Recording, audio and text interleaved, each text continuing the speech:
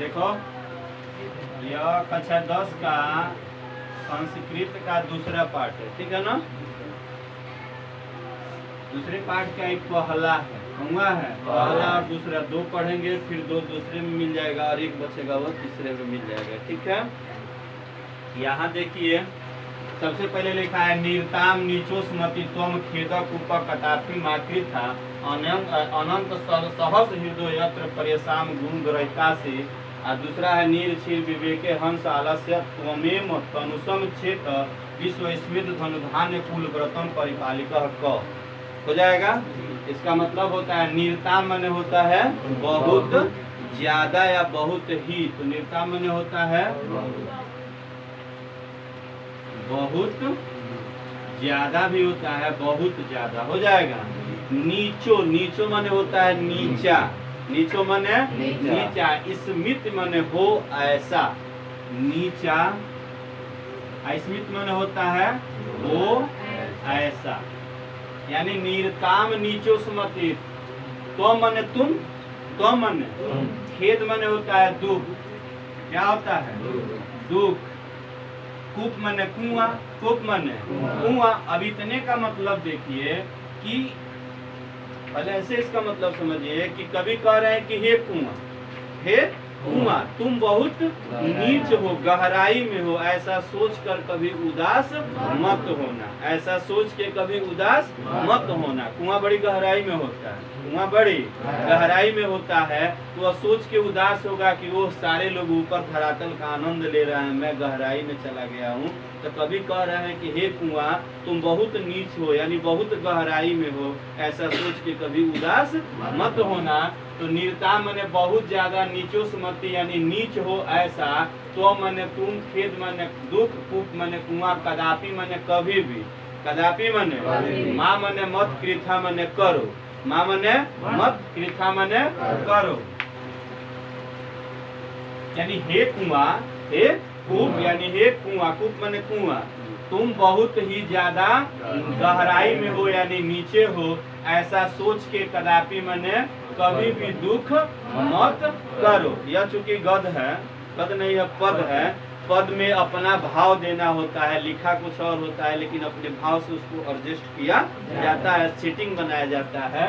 तो नीरता माने बहुत ज्यादा, नीचो स्मृति नीच हो, तो माने तुम, खेद माने दुख, कूप माने कुआं, कदापि माने कभी भी, माँ माने मत, कृथा माने करो। इस सारे कड़ियों को एक पास जोड़ के आप बनाएंगे, इसको याद भी रखना पड़ेगा कि हे कूप तुम बहुत गहराई में हो, नीच हो यानी बहुत गहराई में हो, ऐसा सोचकर अपने मन को कभी उदास मत करो, क्योंकि तुम अत्यंत माने बहुत ज्यादा सहस हृदय यानी कोमल हृदय, सहस माने होता है कोमल, सहस माने अत्यंत माने होता है बहुत ज्यादा, क्योंकि तुम बहुत ज्यादा कोमल हृदय वाले हो, क्योंकि तुम बहुत ज्यादा, यत्र माने होता है क्योंकि, परेशा माने होता है दूसरे की, परेशा माने दूसरे की, यत्र माने क्योंकि, तो क्योंकि तुम बहुत ज्यादा सहस हृदय वाले हो, क्योंकि तुम बहुत ज्यादा सहस, अत्यंत माने बहुत ज्यादा, बहुत ज्यादा सहस हृदय यानी कि कोमल हृदय वाले। तो अत्यंत सहस हृदय, यत्र, यत्र माने क्योंकि तुम बहुत ही ज्यादा कोमल हृदय वाले हो, और परेशान माने दूसरे के, और दूसरे के गुण माने गुण को ग्रहितासी माने ग्रहण करते हो, ग्रहण कर लेते हो जाएगा, क्योंकि तुम बहुत ही कोमल हृदय वाले हो और दूसरे के गुणों को क्या कर लेते हो, ग्रहण कर लेते हो। यहाँ जब इसकी व्याख्या करेंगे तो लिखेंगे कुएं के पक्ष में, क्या लिखेंगे, कुएं के पक्ष में, हे कूप तुम बहुत गहराई में हो, हे कूप तुम बहुत गहराई में हो, ऐसा सोचकर अपने मन को कभी उदास मत करना, क्योंकि तुम सहस हृदय वाले हो और दूसरे के गुण, अर्थात पोस्ट में लिखोगे रस्सी, और दूसरे किसको अपने में ग्रहण करता है, रस्सी को अपने में क्या कर लेता है, ग्रहण कर लेता है।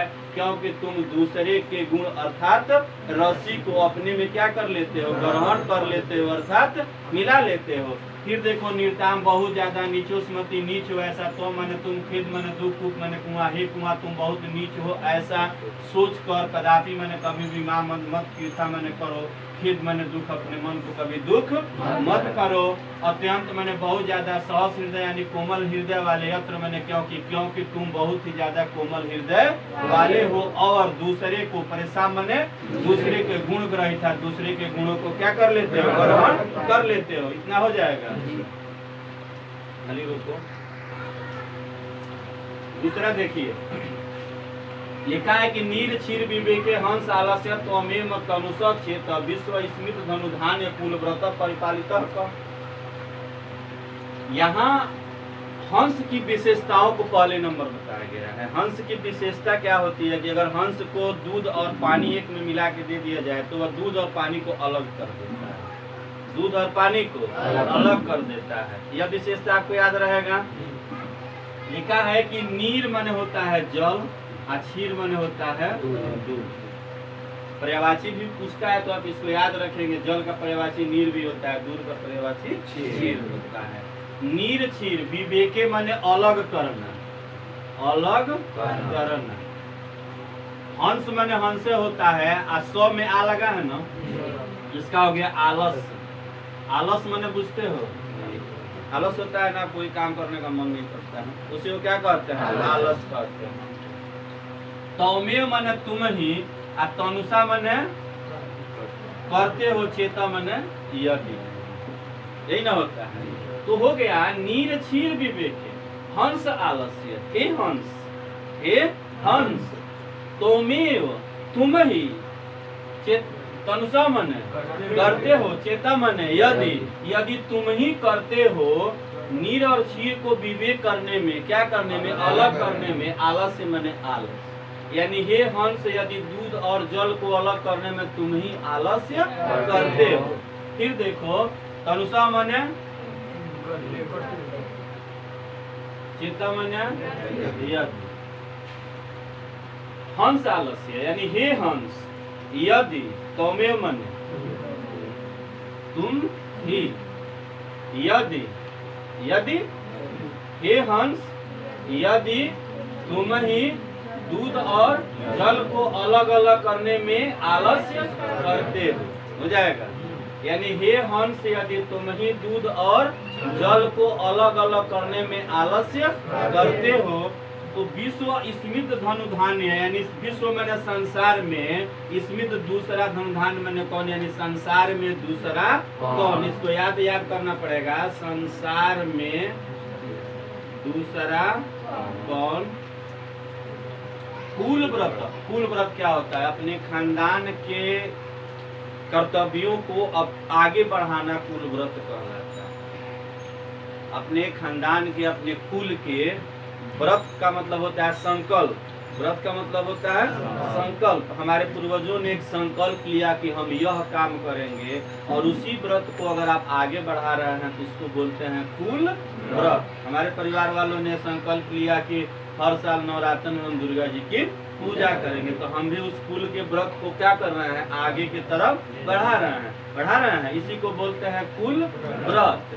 तो कह रहा है, अच्छा हंस के परिवार वालों ने क्या मतलब प्रतिज्ञा किया कि हम दूध और जल को अलग करेंगे, तो उसके वो अपने कुल, अगर वह हंस अगर ऐसा कर रहा है तो कुल व्रत का पालन, और नहीं कर रहा है तो कुल व्रत का पालन नहीं कर रहा है। अगर हंस ही ऐसा करना छोड़ दे तो संसार में दूसरा भी देखा देखी अपने कुल व्रत का पालन करना लोग क्या करते हैं, तो ये हंस अब अलग नहीं कर पा रहा है तो हम भी अब अपना कर्तव्य का पालन नहीं करेंगे। उसी चीज पे यहाँ बताया गया है कि नीर क्षीर विवेके, दूध और जल को क्या करने में, हे हंस अगर तुम ही क्या करते हो, आलस करते हो, तो विश्व धनुधान यानी संसार में दूसरा कौन, कुल व्रत यानी अपने कुल व्रत का परिपालते। कह मने होता है कौन, कह मने कौन, कुल व्रत, इसका मतलब हो गया कुल व्रत का परिपाल्यस्ति यानी परिपालन करेगा, परिपालन करेगा, यानी संसार में दूसरा कौन अपने कुल व्रत का पालन करेगा।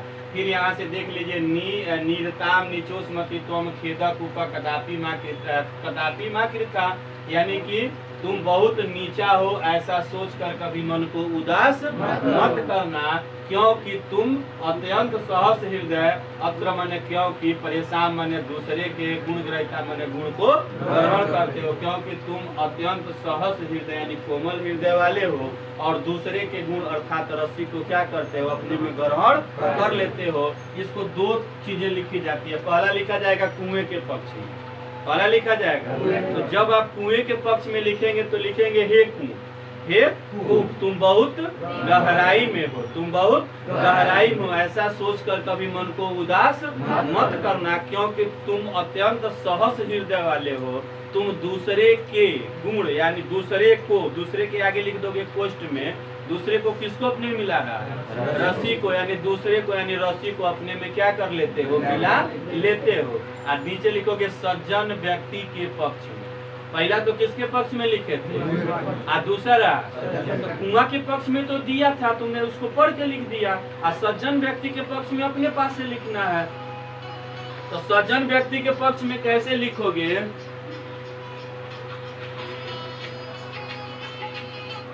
सज्जन व्यक्ति के पक्ष में कैसे लिखोगे कि हे सज्जन पुरुष, तुम अत्यंत गरीब हो, नीच हो मैंने नीचा यानी गरीब हो, हे सज्जन व्यक्ति तुम अत्यंत ऐसा सोचकर कभी मन को उदास, क्योंकि तुम कोमल हृदय वाले हो और तमाम तरह की अच्छाइयों को ग्रहण करने वाले हो जाएगा, क्योंकि तुम बहुत ही कोमल हृदय वाले हो और तमाम तरह की अच्छाइयों को ग्रहण करने वाले हो। किसके पक्ष में, सज्जन व्यक्ति के पक्ष में। अब पहला किसके पक्ष में, कुएं के पक्ष में। यहाँ आइएगा तो दूसरा लिखा है कि निर्चिर विवेके हंस आलस्यम त्वम तनुसंचित, यानी कि दूध और जल को अलग करने में हे हंस अगर तुम ही आलस्य करते हो, तो यदि मैंने तुम ही आलस्य करते हो तो विश्व धनुधानम यानी संसार में दूसरा कौन कुल व्रतम यानी कुल व्रत का परिपालन करेगा, कौन यहाँ था हमने लगा दिया, तो संसार में दूसरा कौन कुल व्रत का पालन करेगा,